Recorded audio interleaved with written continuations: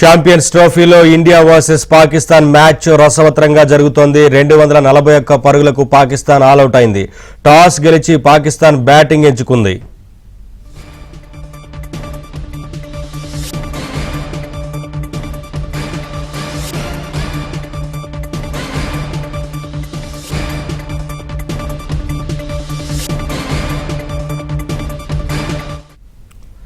Champions ట్రోఫీలో India versus Pakistan match రసవత్రంగా జరుగుతోంది. 241 పరుగులకు Pakistan all out అయింది.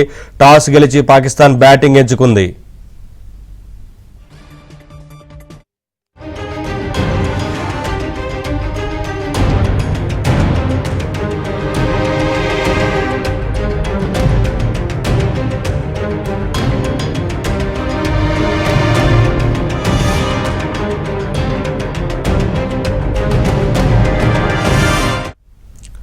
మ్యాచ్ కి సంబంధించి అనాలిసిస్ అందించడానికి ప్రముఖ స్పోర్ట్స్ అనలిస్ట్ వెంకటేష్ గారు ఫోన్ లైన్ లో సిద్ధంగా ఉన్నారు. వారితో మాట్లాడదాం. సార్ వెంకటేష్ గారు, good evening. Good evening Naveen. ఏంటి సార్, 242 పరుగుల లక్ష్యంతో టీమిండియా బరిలోకి దిగబోతా ఉంది. ఎలా ఉంటుంది అనుకోవచ్చు? మన బ్యాటింగ్ లైనప్ చూస్తే ఏమనిపిస్తోంది?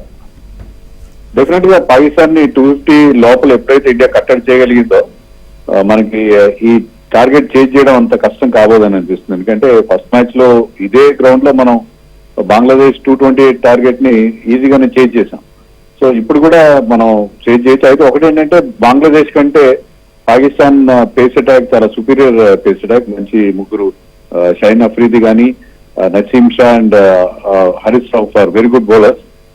కొంచెం అంత ఈజీ కాబోదు. స్లో వికెట్ ఈజీగా 4 to 6 రావు అక్కడ.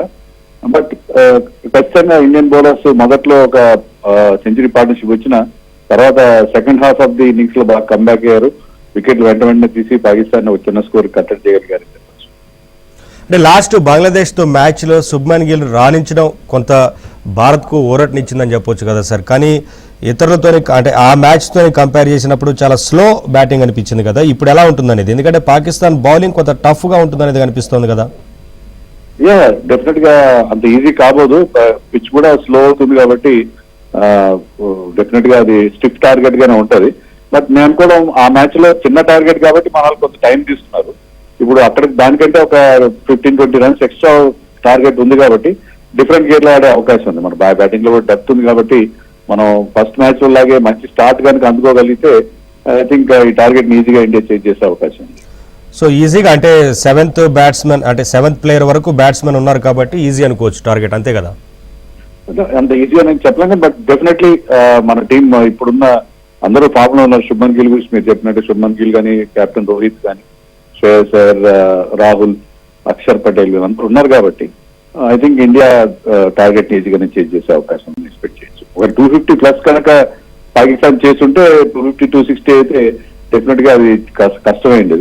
కానీ ఎప్పుడైతే మన వాళ్ళు వాళ్ళని 241 కట్టడి చేయగలిగారో ఇండియాకి బ్రైట్ ఛాన్స్ ఉంది ఈ మ్యాచ్ గెలవడానికి అని చెప్పచ్చు. Thank you sir, thanks for your analysis.